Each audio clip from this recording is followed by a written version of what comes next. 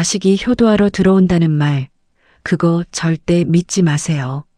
40년 지킨 내 집 부엌에서 쫓겨나고 내가 끓인 된장찌개가 쓰레기통에 처박히는 걸 본 순간 저는 결심했습니다. 이 집을 팔고 제주도로 떠나겠다고요. 그런데 그 결심까지 가는 데는 딱 일주일이면 충분했어요. 어머니, 왜 자꾸 부엌에 계세요? 저희가 다 할게요. 쉬세요. 며느리는 웃고 있었습니다. 제가 40년 넘게 밥해온 그 부엌에서 저를 쫓아내면서요. 저는 남편을 먼저 보낸 뒤로 혼자 살았어요. 73살이지만 몸 하나는 자신 있었습니다. 아침마다 동네 한 바퀴 돌고 텃밭도 가꾸고 친구들이랑 경로당도 다니고 그랬죠. 외롭긴 했지만 제 방식대로 사는 게 나쁘진 않았거든요. 그런데 어느 날 아들이 갑자기 전화를 했습니다. 엄마, 우리 이사 가기로 했어요. 엄마 혼자 계시면 위험하잖아요. 같이 살아요. 처음에는 고맙다고 생각했어요. 애가 늙은 엄마 걱정하는구나. 효자네. 그렇게요. 그들이 짐 싸들고 들어온 첫날은 좋았습니다. 손주들이 할머니 하며 안기고 며느리가 케이크까지 사왔거든요. 우리 잘 지내보자며 웃던 그 얼굴이 진짜였다고 믿었죠. 근데 딱 일주일이었어요. 거실 소파가 손주들 놀이터로 바뀌고 제가 정성껏 만든 반찬은 애들이 안 먹어요라며 냉장고 구석으로 밀려났습니다. 대신 매일 배달 음식이 왔어요. 치킨, 피자, 라면. 어머니, 요즘은 다 이렇게 먹어요. 편하잖아요. 편하다고요? 저한텐 하나도 안 편했습니다. 내 집인데 마음대로 반찬도 못하고 손주 밥상 차려도 쳐다보지도 않고요. 어느 날은 제가 된장찌개 끓여놨는데 며느리가 어머니 너무 짜요라며 통째로 버렸어요. 싱크대에 쏟아버리더라고요. 그 모습 보면서 가슴이 무너지는 것 같았습니다. 엄마, 요즘 사람들은 저염식 먹잖아요. 건강 생각해서 그러는 거예요. 아들은 며느리 편만 들었어요. 그런데 제가 조금이라도 서운한 기색을 보이면 아들이 말했습니다. 엄마 편하라고 들어온 건데 왜 자꾸 유난이에요? 그냥 쉬시면 되잖아요. 유난이라고요? 내 집에서 내가 밥하는 게 유난인가요? 그때부터였어요. 내가 이 집에서 유령이 됐구나 실감한 게. 어머니, 이 집 너무 오래됐어요. 리모델링 하려면 명의를 저희 쪽으로. 그 말이 나온 건 그들이 들이닥친 지 한 달쯤 됐을 때였습니다. 거실은 이미 전쟁터가 됐어요. 레고, 자동차 장난감, 인형. 발 디딜 틈이 없었죠. 제가 조심스럽게 치우면 손주가 할머니가 내 거 버렸어 라며 울었습니다. 어머니, 애들 놀다 만 건데 왜 자꾸 치우세요? 애들 정서에 안 좋아요. 며느리는 그렇게 말하면서 제 방 앞에까지 장난감을 쌓아뒀어요. 내 집인데 내 방 문 앞까지 못 가게 막는 거예요. 참았습니다. 애들이니까요. 그런데 그날은 정말 참을 수가 없었어요. 거실벽에 걸어둔 남편 사진 액자가 깨져 있었습니다. 손주가 공 던지다가 맞췄나 봐요. 유리 조각이 바닥에 흩어져 있고 남편 얼굴에 금이 가 있더라고요. 이게 무슨 일이야? 제 목소리가 떨렸어요. 남편이 돌아가시고 나서 제가 가장 아끼던 사진이었거든요. 결혼 30주년 때 찍은 거였습니다. 며느리가 나왔어요. 아, 그거요? 애가 실수한 거예요. 어쩔 수 없잖아요. 어쩔 수 없다고요? 사과도 없이요? 이건 돌아가신 아버지 사진인데 새로 뽑으면 되죠. 요즘 액자 싸요. 제 가슴이 철렁 내려앉았습니다. 그때 아들이 퇴근해서 들어왔어요. 저는 아들한테라도 말해야겠다 싶었죠. 아버지 사진이 깨졌어. 애가 공 던지다가. 근데 아들이 한 말은 이거였습니다. 엄마, 액자 새로 사면 되잖아요. 왜 애기를 죽여요? 애는 모르고 한 건데. 애기를 죽인다고요? 30년을 함께 산 남편인데 그 사진이 깨진 게 그렇게 사소한 일인가요? 30년 모은 돈으로 산 집인데 이렇게 함부로. 말이 안 나왔어요. 목이 메었습니다. 며느리가 웃으면서 말했어요. 근데 그 웃음이 평소랑 달랐습니다. 눈은 차갑게 식어 있는데 입만 웃고 있더라고요. 어머니, 집이 너무 오래됐어요. 애들 키우기도 불편하고요. 차라리 리모델링 하는 게 나아요. 그러려면 명의를 저희 쪽으로 바꿔야 하는데 대출도 받아야 하고요. 왜 명의를? 어머니 명의로는 대출이 안 나오잖아요. 나이도 있으시고 저희 명의로 바꾸면 훨씬 쉬워요. 아들도 거들었습니다. 엄마, 어차피 나중엔 다 내 거 되는 거잖아요. 미리 바꿔놓는 게 세금도 덜 나가요. 나중이라니. 내가 아직 살아있는데 내 아들은 벌써 내 장례 이유를 계산하고 있었나 봅니다. 그 순간 알았어요. 왜 효도한다며 들어왔는지. 그 뒤로 며칠간 저는 제 집에서 유령처럼 살았습니다. 아침에 일어나도 부엌에 못 가요. 거실 지날 때도 숨죽이고 지나가죠. 혹시라도 손주 장난감 밟을까봐, 며느리 눈치 볼까봐요. 명의 이야기는 그 뒤로 안 나왔어요. 근데 며느리 눈빛이 달라졌습니다. 저를 볼 때마다 뭔가 재는 것 같더라고요. 언제쯤 고개를 끄덕일지 그걸 계산하는 눈빛이었어요. 그날도 그랬습니다. 저녁 먹고 나서 며느리가 전화를 받더니 베란다로 나가더라고요. 목소리를 낮췄지만 제가 들릴 만큼은 컸어요. 저는 화장실 가려고 복도를 지나다가 그만 멈춰 섰습니다. 응, 그래. 어머니만 나가주시면 완벽한데. 며느리 목소리였어요. 요양원? 아니, 그냥 혼자 사시게 하면 되지. 어차피 집은 우리가 받을 거고. 제 심장이 쿵 내려앉았습니다. 이 집 시세가 지금 7억은 가잖아. 명의만 가져오면 담보대출로 4억은 바로 땡길 수 있어. 그 돈이면 우리 사업하고도 남지. 7억이라고요? 4억을 대출로요?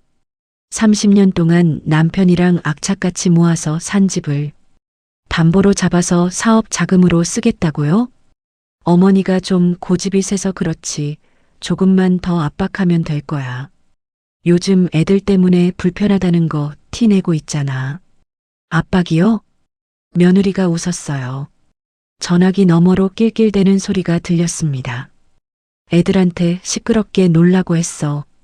어머니가 먼저 나가고 싶다고 할 때까지. 그럼 우리는 효자효부고 집은 우리 거고 완벽하지? 제 다리에 힘이 풀렸어요. 손주들이 밤늦게까지 떠들고 거실에서 공 던지고 제 방문 앞에 장난감 쌓아놓은 게 다 계획이었던 거예요. 저를 쫓아내려고요. 어머니 나이가 70이 넘었는데 뭐 얼마나 더 사시겠어? 살아계실 때 미리 챙겨야지. 혼자 살다가 돌아가시면 그때 가서 장례비나 좀 내주면 되는 거고. 장례비나 내주면 된다고요? 30년을 키운 자식이, 제 며느리가 제가 언제 죽을지 계산하면서 웃고 있었습니다. 그래, 알았어. 조금만 더 기다려봐. 명예 이전되면 바로 연락할게. 통화가 끊겼어요. 저는 그 자리에 서서 한참을 있었습니다. 다리가 떨려서 움직일 수가 없었어요. 내 아들은 알고 있었을까요? 아니면 며느리와 한패였을까요? 그게 더 무서웠습니다. 며느리가 베란다 문을 열고 들어오는 소리가 들렸습니다. 저는 황급히 제 방으로 들어갔어요. 문을 닫고 나서야 눈물이 났습니다. 효도라고 했잖아요. 어머니 혼자 계시면 위험하다고 했잖아요. 그게 다 거짓말이었어요. 처음부터 제 집이 목적이었던 거죠. 그날 밤 저는 잠을 한숨도 못 잤어요. 대신 결심했습니다. 이 집은 단순한 건물이 아닙니다. 내 남편의 피땀이고 내 인생입니다. 이제 그들이 알던 착한 엄마는 죽었습니다. 다음 날 아침 저는 평소처럼 일어났습니다. 며느리가 놀란 얼굴로 저를 봤어요. 제가 먼저 부엌으로 들어가니까요. 어머니, 오늘은 왜 일찍? 밥 해야지. 아침은 먹어야 하잖아. 웃으면서 말했습니다. 며느리는 의아한 표정이었지만 곧 자기 방으로 들어가더라고요. 저는 된장찌개를 끓였어요. 내 손때 묻은 뚝배기에 마지막으로 끓여냈습니다. 아들이 좋아하던 맛이었죠. 엄마, 오늘 된장찌개네요? 아들이 밥상 앞에 앉았습니다. 응, 내가 좋아하잖아. 그래, 이게 내 손으로 너희에게 차려주는 마지막 따뜻한 밥상이다. 근데, 엄마 괜찮으세요? 요즘 안 좋아 보이셨는데. 괜찮냐고요? 지금 뭐가 괜찮은지 물어보는 거예요? 괜찮아. 그리고, 명의 이야기 말이야. 며느리가 숟가락을 멈췄습니다. 아들도 저를 쳐다봤어요. 생각해봤는데 내 말이 맞는 것 같아. 어차피 나중엔 내 거 될 거니까 미리 바꿔놓는 게 낫겠다. 정말요? 며느리 얼굴이 환해졌습니다. 아들도 활짝 웃더라고요. 엄마, 정말 감사해요. 리모델링하면 우리 다 같이 더 편하게 살 수 있어요. 리모델링이요? 대출받아서 사업한다며요? 어머니, 서류는 저희가 다 준비해 올게요. 어머니는 도장만 찍으시면 돼요. 며느리가 적극적으로 나섰습니다. 진짜 기다렸다는 듯이요. 그래, 알았어. 근데 서류 준비하는데 며칠 걸릴 거야. 조금만 기다려줘. 천천히 하세요. 저희 안 급해요. 안 급하다고요? 어제 통화에선 빨리 명예 넘겨받자고 했잖아요. 그날 아들 부부가 출근하고 나서 저는 바로 움직였습니다. 먼저 경로당 친구한테 전화했어요. 부동산 하는 조카가 있다고 했던 친구였죠. 이 집 팔 수 있을까? 빨리. 언니, 무슨 일 있어요? 갑자기 왜? 말하자면 길어. 그냥 빨리 팔아줘. 시세대로 줘도 돼. 서울 집이었습니다. 며느리 말대로 7억은 나갈 거예요. 사흘 안에 계약자 구했다고 친구가 연락 왔어요. 언니, 6억 8천에 현금 바로 주겠다는 사람 있어. 어떡할래? 바로 해. 계약했습니다. 잔금까지 이틀 만에 다 처리했어요. 금매라 그런지 새 주인이 현금으로 바로 쳐줬죠. 그리고 그날 밤 이삿짐 센터에 전화했어요. 모레 새벽 5시에 와주세요. 아무도 모르게. 새벽 5시요? 특별한 사정이. 네. 가족들 모르게 이사 가야 해서요. 직원이 이해했다는 듯 대답했습니다. 아마 이런 경우가 처음은 아니었나 봐요. 새벽 5시 이삿짐 센터 차가 왔습니다. 저는 제 짐만 챙겼어요. 옷, 통장, 도장, 중요한 서류들, 남편 유품 몇 개. 그게 전부였죠. 아들 부부 짐은 현관 앞에 내놨습니다. 새 주인이 들어오기 전까지는 알아서 치우겠죠. 잠든 아들의 방문을 잠시 바라봤습니다. 미안함보다는 서글픔이, 그보다 더 큰 해방감이 몰려왔어요. 여보, 미안해요. 당신이 평생 모은 집을 이렇게 팔게 돼서. 근데 이게 맞는 것 같아요. 우리가 번 돈으로 내 노후를 즐기는 게. 조심히 가세요, 할머니. 이삿짐 센터 직원이 인사했어요. 고마워요. 이제야 제 이름 석자로 살아보려 합니다. 차가 출발했습니다. 행선지는 남편과 약속했던 그곳, 제주도였습니다. 백미러로 보이는 집이 점점 작아졌어요. 30년 산 집이었습니다. 근데 이상하게 후회는 안 됐어요. 오히려 속이 시원했죠. 제주도 바다는 정말 푸르더라고요. 서울에서 12시간 걸려 도착했습니다. 먼저 한 달 렌트로 작은 원룸을 구했어요. 바다 보이는 집이었죠. 짐을 풀고 나서 창문을 열었습니다. 바닷바람이 들어오더라고요. 남편 사진을 창가에 놓고 말했어요. 여보, 우리 왔어요. 당신이 가고 싶어 했던 제주도. 그때였습니다. 핸드폰이 울렸어요. 아들이었습니다. 받지 않았어요. 한 통, 두 통, 세 통. 계속 울렸죠. 문자가 왔습니다. 엄마 어디에요? 집에 없어요? 엄마, 전화 좀 받으세요. 엄마 집에 다른 사람이 들어왔어요. 무슨 일이에요? 저는 그냥 바다를 보고 있었습니다. 1시간쯤 지났을까요? 전화가 또 왔어요. 이번엔 받았습니다. 엄마, 지금 뭐 하는 거예요? 집주인이 들이닥쳤잖아요. 우리 짐을 밖에 내놨어요.